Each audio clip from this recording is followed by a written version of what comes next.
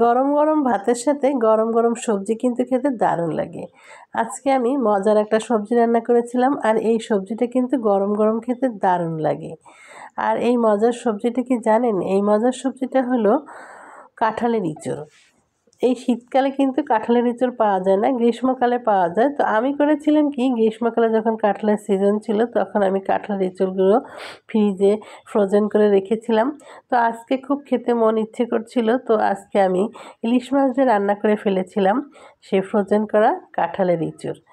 এত টেস্টি লেগেছিল বন্ধুরা আপনাদের সাথে, এই জন্যই আমি এটা শেয়ার করলাম। ইলিশ মাছগুলোকে আমি কেটে ধুয়ে ভালো করে ভেজে নিয়েছি।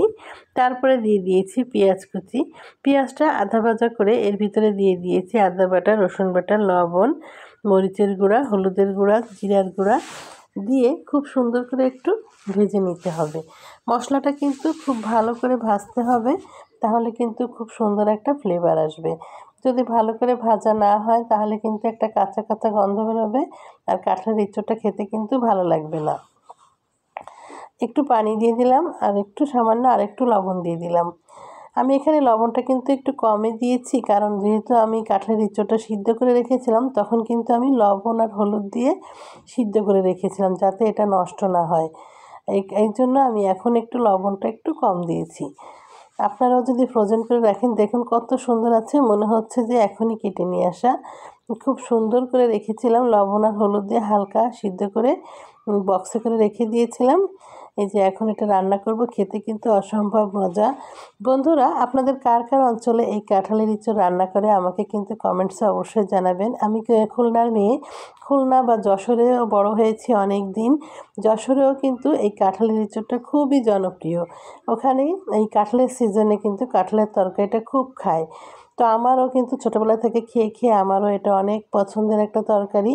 এই জন্য আমি এটা ফ্রোজেন করে রেখেছি, যখন আমার খেতে ইচ্ছে করে আমি এটা বের করে রান্না করে খাই। তো আমার মতো যারা কাঁঠালের ইঁচড় পছন্দ করেন তারা কিন্তু গ্রীষ্মকালে বা কাঁঠালের সিজনে এরকম করে কাঁঠালের ইঁচড় সংরক্ষণ করে রাখতে পারেন, আর খেতে পারেন সারা বছর। এটা কিন্তু দারুণ লাগবে অসময়ে খেলে। তো আমি তরকারিতে ঝোলের পানি দিয়ে দিয়েছি, দিয়ে একটা ঢাকনা দিয়ে খুব সুন্দর করে ঢেকে দিয়েছি। মাছটাও দিয়ে দিয়েছি। এখন মাছটা দিলে এটা কিন্তু খুব সুন্দর একটা ফ্লেভার আসবে।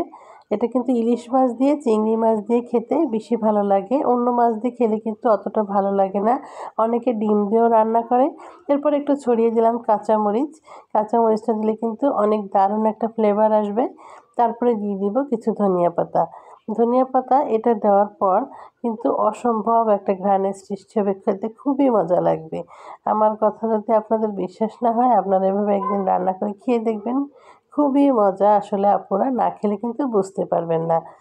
এই যে আমার রান্নাটা কিন্তু প্রায় শেষ হয়ে এসেছে। তো আমার রেসিপিটা যদি আপনাদের কাছে ভালো লেগে থাকে তাহলে অবশ্যই এটা লাইক, কমেন্ট, শেয়ার দিয়ে দিবেন বন্ধুরা।